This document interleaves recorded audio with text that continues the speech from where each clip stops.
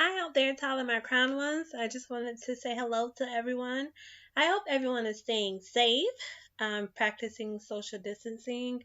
Also, if you need to take a break from social media, it is okay. I took one for about 2 weeks actually. Um, I was still able to do podcasting. I was still able to, talk to people.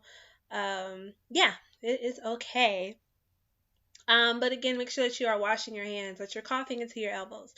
Kindergarten things that we've learned before, and also if it is possible, stay home.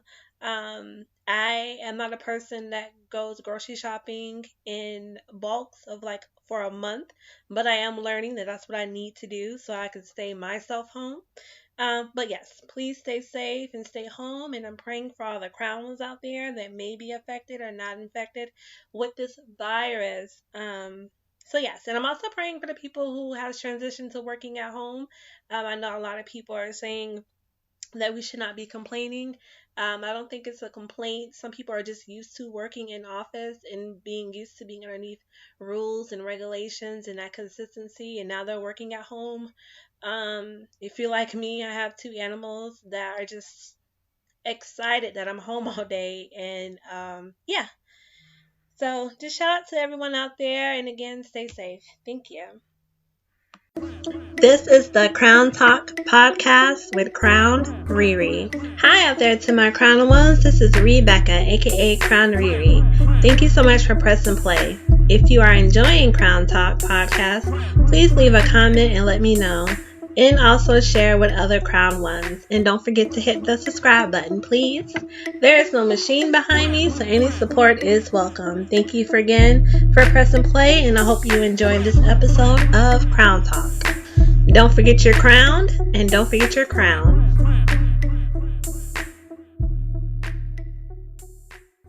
Out there to all my crowns, this is Rebecca, aka Crown ReRe. I know that it has been a minute. I was doing a social media distancing, but I am here, and so is my mother. Hey, Sugga Mom. Momma. Huh? Hey, Hey. everyone. Are we calling you Sugga Momma today? Of course. Okay. How are you? I'm fine. I'm making it. Are you social distancing? Because I'm hearing that older people are not listening to younger people, asking them to go sit down somewhere. You referring to the younger people that are having house parties and going to the beach? I'm asking you, what are you doing as far as social distancing? Oh, I'm at home painting, Okay. Anything else? ordering a lot of to-go food. Right. I'm always like right now. I'm thinking about how we were younger, how we couldn't really afford to go out, and so you would always like have us do like activities in the house. I'm doing all of those, yeah. Yeah, I figured. When I saw your painting, I was like, oh, I remember us sitting at home making T-shirts and arts and crafts and all that good stuff. Yeah, it's so weird that this is all so new to so many people. And I'm like, single mothers been doing this for a minute, but okay, y'all welcome to join. Very. That's how I learned how to crochet because I didn't want to go anywhere. I wanted to sit with my great great grandmother. I didn't like going outside or talking to people even back then. Well, yeah, and then living in Alaska, in the wintertime, it's 35 degrees below zero. So you have to do a lot of inside activities, which taught us a lot. So we've been ready for this. Right, we have. Except for me, in the groceries, but that's another story. Okay, so you posted on, well, if people don't know, you were my first guest on Crown Talk, and you talked about living with lupus. And how is that going for you right now? Because I know that you have an autoimmune, so you're immune to anything, right? Well, no, um, well, lupus is complicated by itself. So this virus is making it a little more difficult for us to navigate, those of us with autoimmune disorders, to kind of navigate our self-care is what we call it. because,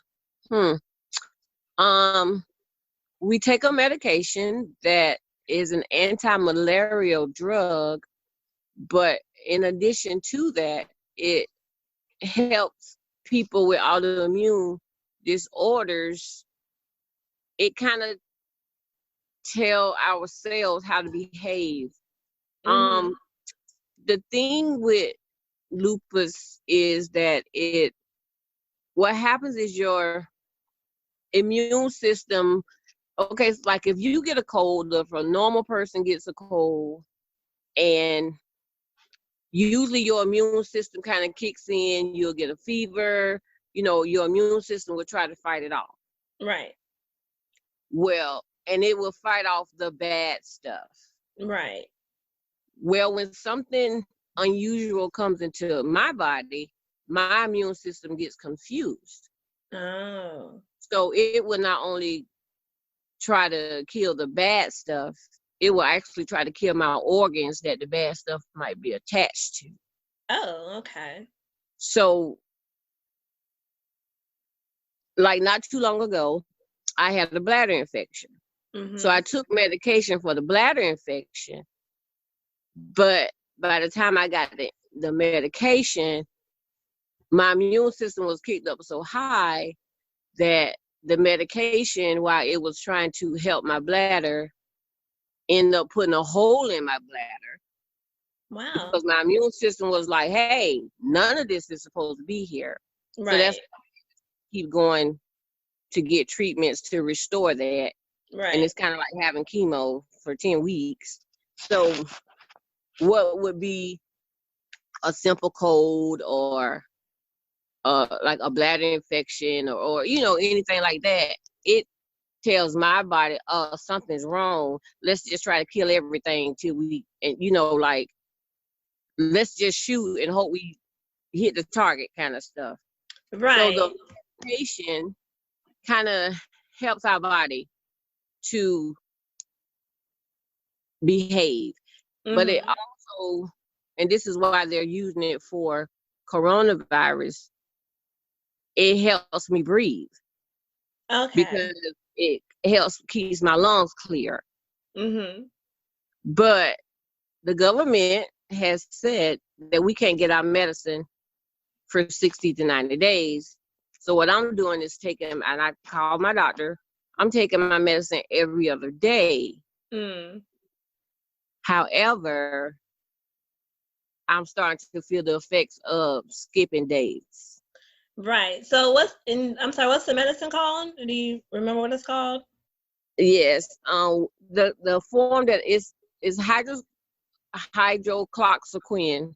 But what I take is the generic brand, which is called Plaquenil.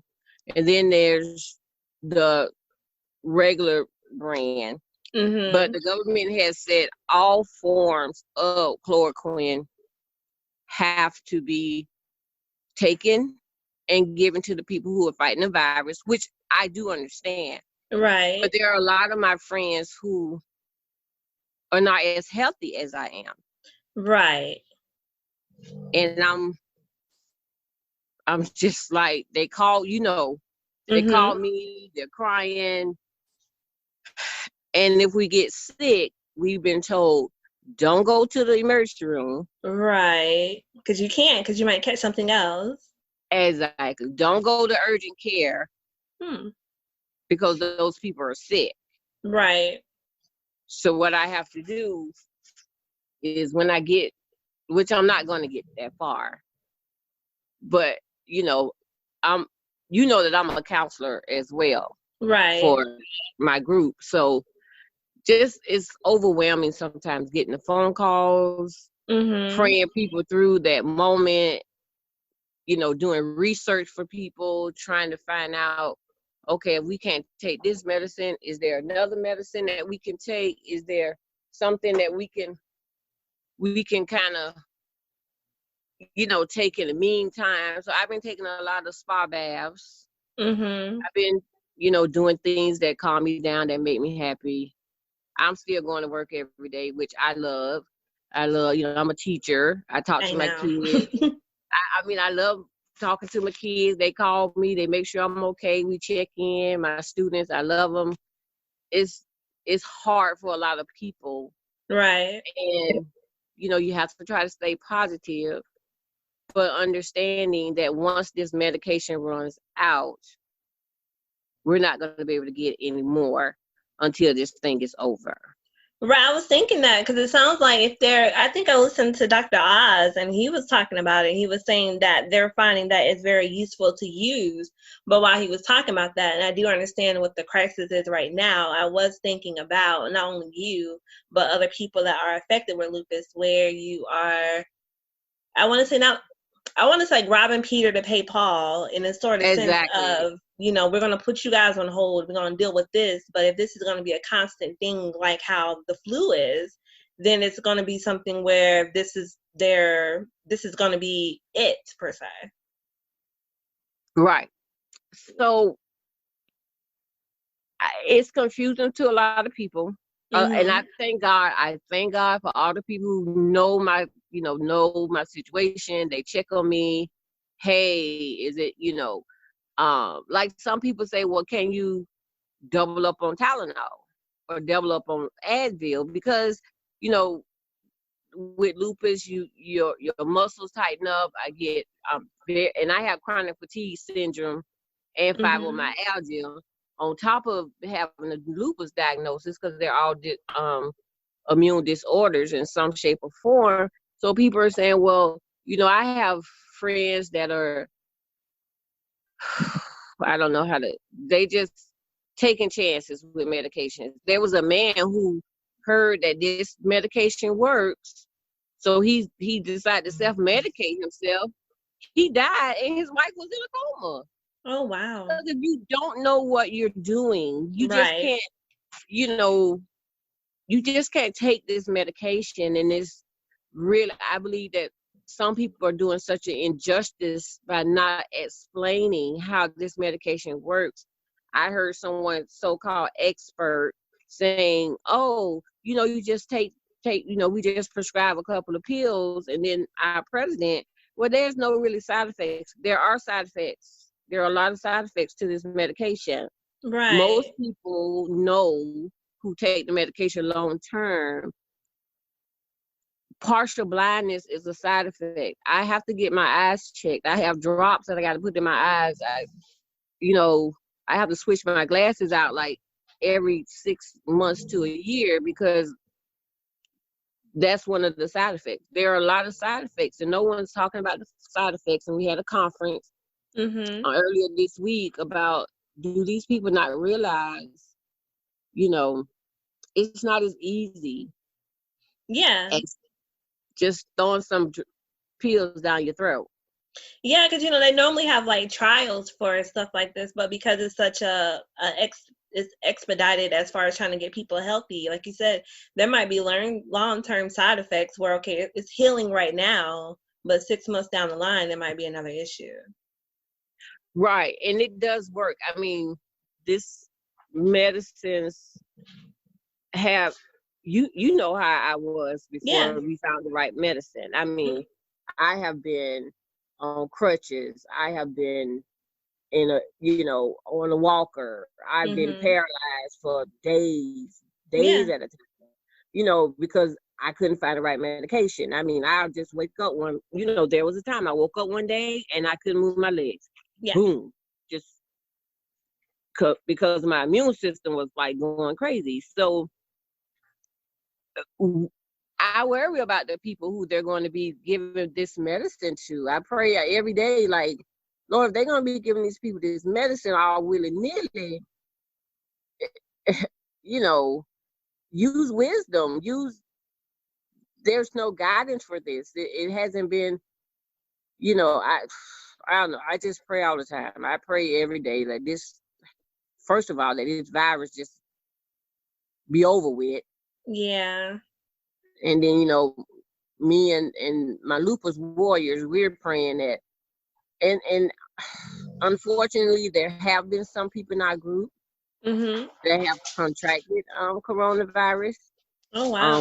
We've had, I think there's like 4 people that they say are in comas right now, on ventilators, which they don't have a lot of those. Very shortage on that. Mm-hmm. It's just a crazy time, and you gotta just be aware of where you are, who you're with, what you're doing. Wash your hands, people. I don't know why washing your hands is a new thing, but okay. I don't know. I'm learning like a lot of stuff that should be normal is now like the new normal. And it's like I should have been doing this a long. I constantly watch. Well, you know how I am about my distance. I have to at least have 12 feet. So I was in Walmart yesterday, and I was like, everybody should be a basket length apart from each other. Exactly. Period. Like I don't care if you need a basket or not. Just grab a basket and just keep it in front of you. That should be like 6 feet. And it's crazy because when you guys were little, you know how I was about, as soon as you walk in my door, go wash your hands. Don't touch nothing in my house. You wash my hands. Right. So you wash your hands. And then it's crazy because people are like, you know how I used to tell y'all, oh, you want to take 2 baths a day and 3 baths on the weekend. I don't care. I don't care. Yes. I don't care. Yeah. When I came home from Walmart, I was like, let me take a bath now because, you know, I am going out, but I'm going out and coming like right back in, just getting stuff that I need. But it is that thing where it's just like, some of the stuff should just be normally done. Washing your hands, wiping down stuff, just all that stuff. It's crazy. I mean, it's just like, what have people been doing before this happened? But and I talked to Grandma, and Granny was like, a lot of people are so ungodly in this world. And I was like, what you talking about? She said, well, cleanliness is next to godliness, and apparently they ain't been clean in a long time. Right, because it's like it's spreading. I don't think people understand that. Like it's spreading. Even with like this curve, I feel like more people are going to find out because they're getting tested. But it's like if you were hanging out with someone 3 days ago and then you just got tested, more than likely they're going to have it too. Right, but my thing is this. Okay, you know, I believe in 6 degrees of separation. You know how I feel about that. You know that I am awkwardly, yeah. I've always taught you guys about that. Listen, right. Whatever happens over here, look over here. Right. Because it's going to affect over here. Right. But the thing about it is, and you know, I graduated from the chemical school, United States Army Chemical School. So a part of me looks at this differently anyway. Right. You know, I'm looking at it logistically, scientifically, you know, social curve and all of that. Yes. But the thing about it is it was taking like a week to get your results back. So there's a thing is the contact. It you know how when you look at the crime scene things and they have the board up, the crime board, and they have all the little tacks and the strings and stuff. Yes. Well, that is a real thing. Yeah. But I'm like, please don't ask me who I was with socially 2 weeks ago. Right. And that is one of the reasons why they want people to isolate themselves so that it's easier for them to backtrack and say, oh, you need to contact these people because, you know, you have it. And it's kind of like the AIDS, HIV and AIDS thing, you know, where I don't understand how you can't tell me who I need to contact because you had sex with them in the last 3 months. One of the people in the White House was saying that, and when she said it, I was like, why would she bring that up? But now that I think about it, I understand the reason why she said that. It's because it is that thing where it's like you have to backtrack. You may want to just keep a number of the people that you're rolling around with. But on top of that, also with this virus, same thing, kind of, sort of. Right. I mean, scientifically, in the way that, you know, research people look at it, it's pretty much almost the same thing. It just, the way that it's spread is different. And of course, it mutates faster than HIV. But when it comes to tracking socially, you can't be around a lot of people because you'll never know like who you got it from, and then you'll never know who has it. And then if you got it and the symptoms don't show up for 2 days or 2 weeks later, you Yeah. going to these parties, you going to these, I'm like, there's no way you're going to figure out who it came from, but then you're going to be around that person again. Right. And that's what's happening. This is the thing. It increases with exposure. This is why the healthcare people are getting sick, because they're Mm. being exposed constantly. So if you're with a person and you don't know that they have it and they don't know that they have it, but you're constantly around it, when it does kick in, it's going to kick your butt quick. Yeah, that's true. Hmm. And that's what happened to people in our group. They were like, I promise you, I was fine 3 days ago. Right. Now I'm on my way to the ER because I can't breathe. Yeah. A rapper named Slim Thug was saying like he didn't really have symptoms. He just had like a headache, and next thing you know, once he found out, it was like his whole body just went through like the whole entire thing within like a couple of days. So. Right. And someone in our group, actually a close friend of mine, Terry, she was saying, this is a bad thing. And we all agree this is a bad thing that happened. She said, but on one hand, this is how lupus people wake up and feel all the freaking time. Yeah. Yes, I'm fine. Well, you live with me, but yes, I'm fine. I'm going to birthday parties. I'm going to church. I'm going to work. I'm living my best life. And then I'll open my eyes and be like, I can't breathe. I can't move Yeah. my body. My legs aren't working today. I can't lift my arm, just out of nowhere. Right. So, and it sucks that, like you said, that going to the hospital, going to the urgent care is not even really a thought, because there's really nothing that they can do because they're dealing with this situation, which is it. Like I'm saying, it is important, but even like I think someone was saying like they didn't feel good, they don't know like where to go, because it's just like they right, don't have it, but it's like, where do I go? right, because, and a part of me understands, everything else is just not a priority right now. Yeah. And that was something that was said in our group meeting. We're not a priority. And it's not a good feeling to know that you get in a bad lupus flare, you're not a priority, not even to your doctor right now. They're Right. like, hey, I called to make an appointment. They were like, we can see you in June. Yeah, because even with me working in the healthcare, a lot of things are being like authorizations, or like things that are like were scheduled are being canceled and moved around, because like you said, right now at this time, it's not a priority for healthcare workers, because everybody's working on trying to either help people with the virus or try to solve the reason for the virus or how to stop it. Yeah. Right. It's just becoming a new world for a lot of people. Yeah. A new world. But I'm the kind of person, I find good in everything. I live by the word of God, and in all things, give thanks. And I do, because this has really, really increased society's knowledge about lupus and what it really is. Yeah, that's why I wanted to talk to you directly, because I know like a lot of people were posting stuff, and like I said, Dr. Oz talking about it, but I was like, my mother is living with lupus, and I would rather just talk to her directly and ask her how she's being affected by it. So yeah. I can feel the differences, but I am determined to be positive and prayerful and protective, and prayerful always. I feel bad for a lot of my friends. They don't have the support system that I have.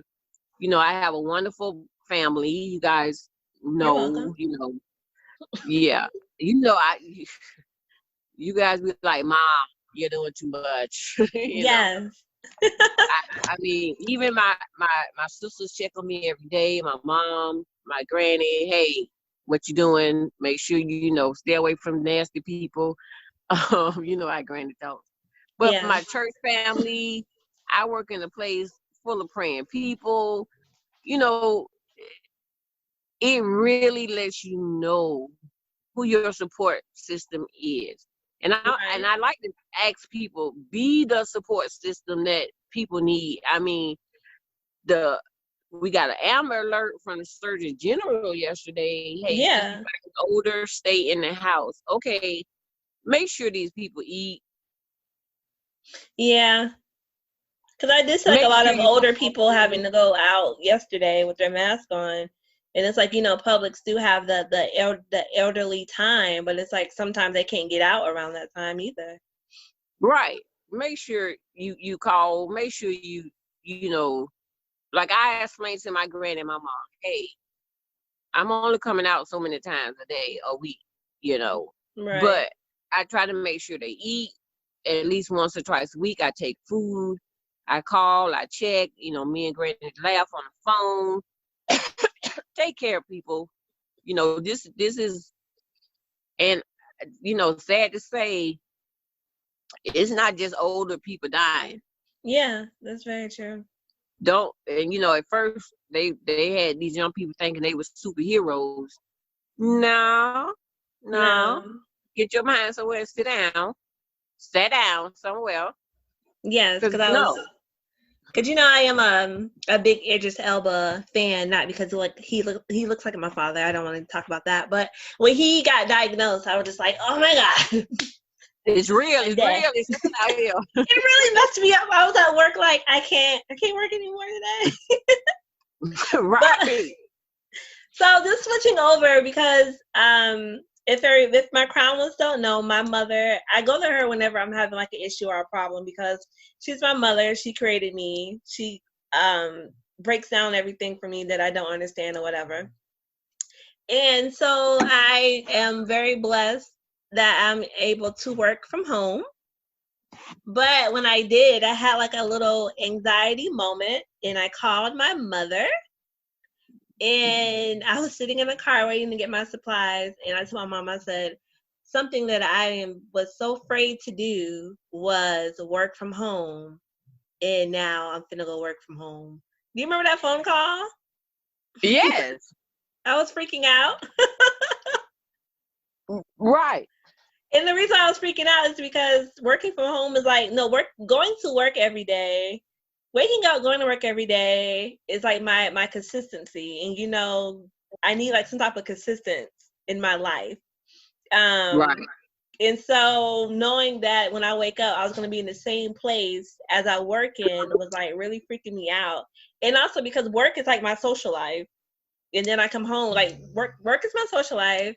When I'm driving home, in order to separate work from home, I listen to my music, get stuck in traffic, Jacksonville, whatever. I come home and I deal with my home life. But now it's like everything is blending together. But you remember when I called you and I was like really freaking out? Yes. Yeah. And what did you what did you tell me? You were just like, calm down. I mean, the decision has already been made for you. Mm-hmm. So you just have to decide how you're going to proceed. Right. I tell people that all the time. Sometimes decisions are made for you, as with this medication. I didn't decide that, I don't want to take this medication anymore. That decision was made by the government. Right. How I'm going to adjust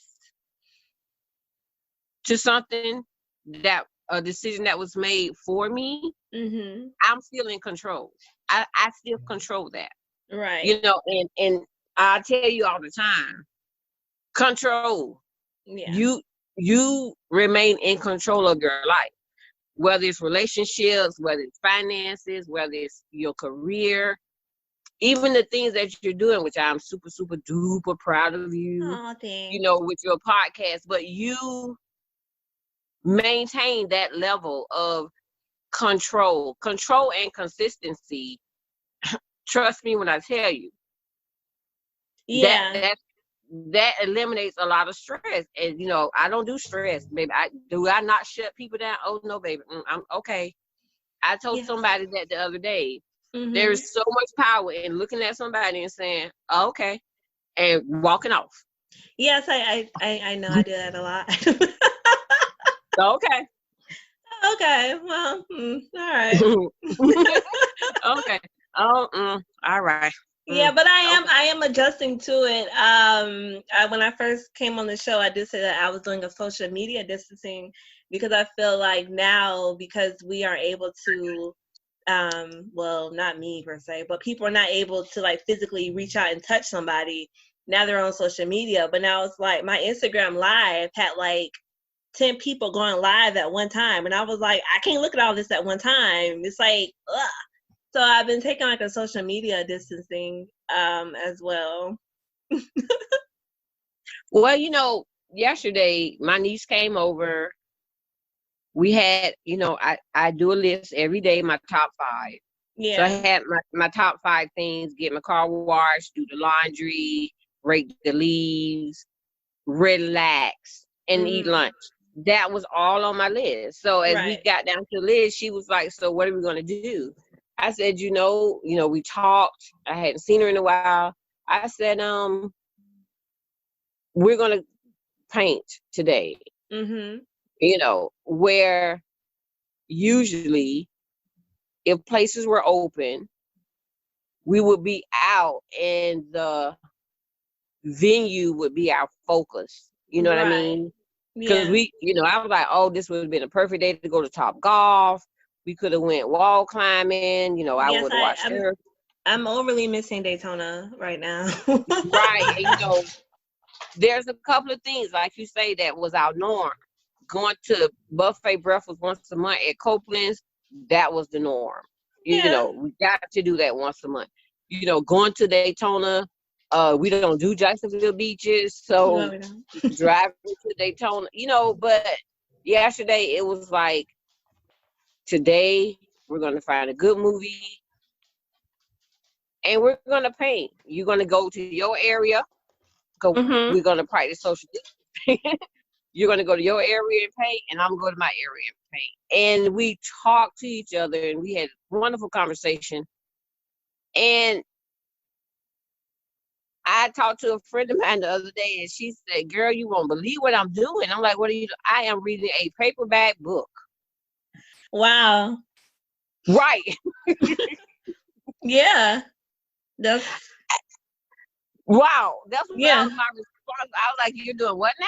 She told me, "I am actually sitting on my couch, wrapped up in my blanket, drinking my wine," because people do that. Yeah. And I'm actually like turning pages.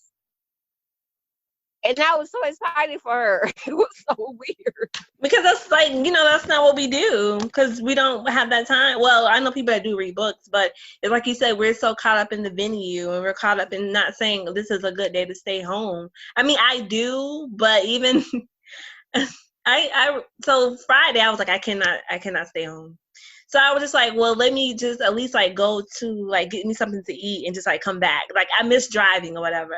So I went to at home, but they were closed, and I was just like, I can't even do like my introvert activities. And so I told my friend, Mr. LP, I was just like, I can't do anything. And he was like, I know. And I was like, I can't even go like at home and walk around. And that place is like huge. And he was like, no, friend, you can't. And I was like, I know. I was I like, know. my introvert activities are not even able to do. Well, Michael's is like my Walmart. Right. So we were in Michael's yesterday buying supplies because I'm painting so much more. I see that. And it's weird because I look on Facebook and Twitter, and I see so many people painting now. Yeah. And I'm like, I've been painting because I paint I make a painting 2 or 3 times a month. And Yeah. I'm like, some of these paintings that I see people painting are like really, really good. And I'm like, I've never seen you paint. Mm-hmm. This is not what your social media was about for the Mm-mm. whole time you had it. Yeah. So, like I say, when you know, be thankful in all things, find the good in all things. I'm loving the creativity, and I am having such a hilarious time with parents and homeschooling right now. Yeah. It is bringing such a joy to my sweet little heart. I know my nephew, my Hoagie, almost had a whole entire relationship that we didn't even know about. Right. Like, yeah. Oh my gosh. And I talked to one of my friends up north, and she said that, girl, my son is sitting here writing letters to his friends because that was an assignment his teacher gave them to text your Wow. friends and get their addresses and mail letters. And she was like, this is amazing because he's getting letters back, like real letters with stamps on them and everything. She was like, Aw. I don't know when the last time I wrote a letter. Right. Me neither. But she said he gets so excited because the teacher wrote, and I'm thinking about doing the same thing for my kids. The teacher wrote a handwritten letter to every one of her students That's and nice. asked them to do the same. And she said, baby, when he see one of them envelopes, he gets so excited. And he just runs in, he don't want her to read. He just runs in his room and closes the door. Oh my gosh, when you said that, I think about when I was like in the 5th grade and we had just moved here and we were like getting like actual letters. And that was like 1995 or 96. So they hear that now. It's like, wow. Right, because Miss Opal used to write us letters, and Yeah. they were like the best thing ever. When we used to get letters from Alaska, it was like, oh my God, somebody from Alaska wrote us a letter. We got to write them right back, you know. So Yeah. again, I think in the midst of all of this, there's so much good stuff to see and hear and experience. And I did get a coronavirus overload with all of this information. So I had to Yeah. kind of detach myself even from my group. I was like, hey, give me 2 days. This is, Yeah. because I found myself getting so emotional Mhm. over stories and the death toll and the nurses, because I have a lot of friends that work in the medical field, and I, it just got to be too much. Yeah. And then I talked to your dad. Hey, call your sister, call your brother, check on your mom, because my family's here. Yeah. So it's and I hope that it's giving people, set aside your differences, check on your family. Yeah. So our family, we're so close. We don't care. We will do a video roast, which I'm thinking about hosting. you know. Yeah. I know dad the barber shop is closed and dad wouldn't even let me see him for 5 minutes, but it's fine. Yeah, your dad is so. I thought about that. You are so. He told me, don't look at me. I ain't shaved. I was like, Yes, I was like, can you bring my dad back? He was like, it's so funny. That's my father. That's my best friend. And I have been having my days, but your dad, he'll start dancing and singing, and people don't know he's such a comedian, He's closet comedian, hilarious. and he's so. I don't know. I love your dad. He's so goofy when he needs to be. He's serious. I thank God he's a good provider. He don't stress. He'd be like, look, I got it. I got it. I got it. Don't worry about it. I got it. Right. So, like I said, I'm so thankful for my support system. Mhm. As with everything, I think of this as a season. Mhm. It's going to pass. We just got to keep calm, keep our heads straight, love on people from a From a distance. distance. From a distance. And if you know that there are people struggling physically and with medical conditions, and they're not able to do stuff, reach out to them. Yeah, just to say, hey, how's it going, or see what you can do if you can. Yeah, Yeah, you don't need, like, your physical presence don't need to really be there to help somebody sometimes. right. We send virtual hugs every day, so Well, you know that's you know how I am about hugs and affection, so. I do. Yeah, But I people, I love you. don't. You what? I love you nevertheless. And you Right. be like, no. I don't. I tell my crown ones, I'm like, I'm learning how to hug, but growing up, my mom used to hug me. I used to be like, I don't know what she's doing. This doesn't feel right. I used to think my mom was like finna like tell me some bad news or something. It's the weirdest thing ever. Yeah. Yeah, like if we, when we came to Florida, to Jacksonville, I remember every time I would be like, hey, you guys sit down, we need to have a talk. It'd be like, oh my God, what happened? But it's weird because for us, this is not new. I was talking to one of my friends about family meetings. Yeah. I'm like, okay, my kids grew up with family meetings. All the time. That's why we're so, like, how the four of us is so close, because we do have like an open floor where it's just like, this is how I feel, and how can we fix it? I was telling her about something that happened. I remember, and I don't want this to be too long, but I remember this. I said one night I was getting ready to go out with my friends, and my oldest daughter, number one, said, Mom, I don't want you to go out with your friends tonight. I said, my first thought was, look, girl, first of all, I'm your mama. You're not my mama. If you don't go get your hands away and sit down, I said, that was my first thought. I said, but I went in the bathroom and I was like, I am dressed and ready to go.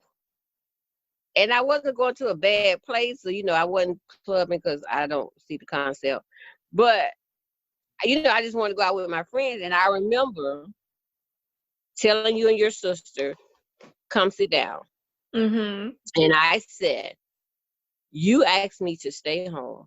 I want to go out with my friends. But because you asked me to stay home, I'm going to stay home. But remember this. There's going to come a time when you really want to do something. And I'm going to tell you that I would rather you not. And I that makes sense right now. Same respect, right? But I say I want you to give me the same respect that I am, as an adult, as your mother, is giving you right now. I remember that. And when I remember when my friends called, girl, you coming? I say, no, my kids want me to stay home tonight. What? Yeah. What? I remember that. I said, my kids want me to stay home tonight, and I'm going to stay home because that's what my kids want me to do. But that's the kind of relationship we've always had in our household. Right. Very true. Very, very true. Yeah. It's and not now that it's we're important to stay home. Right, but it's not that we're equal on any level, because I tell y'all all the time, baby, listen, God ordained this order of this relationship. You got a problem with it, you talking to the wrong person. You go talk to God about how he set this up. But because this is how he set it up, this is how it's going to be forever. Oh, yes. I tell people, even though it looks like it, we were not raised perfectly and we went through a lot. But my mother basically threw us on the altar and said, here you go, Lord. Listen, even my pastor, my bishop, remember that day. I do too. Thanks. They were like, they were down there for a couple of hours. Don't get up. Because if you don't know Jesus when you leave this altar, I might kill you when we get home. So you better know that you know. Very, very true. But I think you be like, what? I said, I woke up and I was like, Lord, I'm going to kill these children today. I kill us all, because I'm not going to struggle. I'm not going to be no single mama trying to raise two grown women. I refuse to do it. Yes, I remember. I was 14 years old. I did not care about that. I did not I care about know. that. Well, I thought I was grown for like a good 6 months, and I remember. But I tell people that all the time. I said it was a lot of hard work was put into our family ship that we have. It's not something overnight, and we struggled a lot. And even though it looks like we didn't, we definitely did. I know because I had lupus that, Yeah. and it was like, I don't have the strength to be beating no kids, and I don't have the lung capacity to be hollering at you all day. Right. I'm not doing it. I'm like, Lord, I'm not doing it. I'm not finna die trying to raise no kids. I refuse. You do something with them, or I'm out.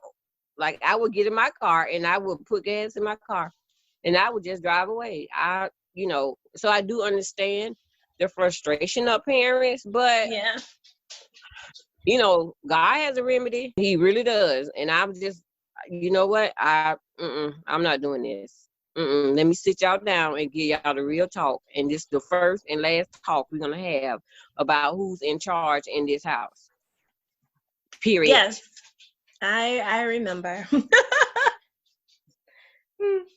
So yes, Crown was out there. My crown did not happen overnight at all.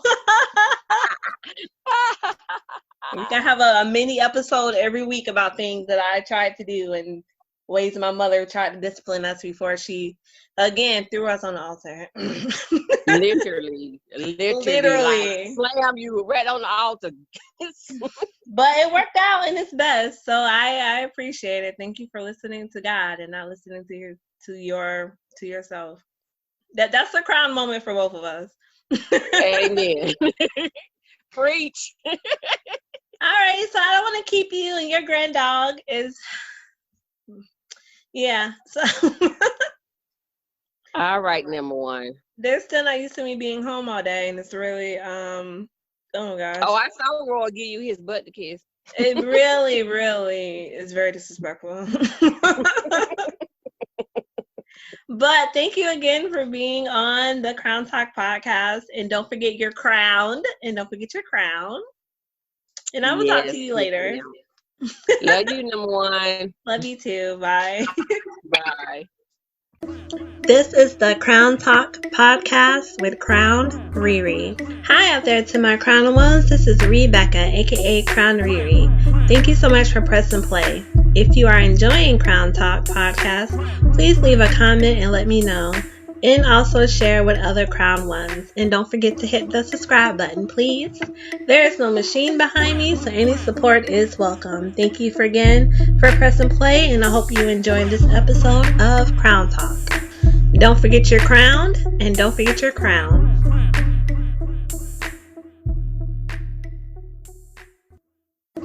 This is the CrownTalk podcast with ReRe. Hi out there to my Crown ones. This is Rebecca, aka ReRe. Thank you so much for pressing play.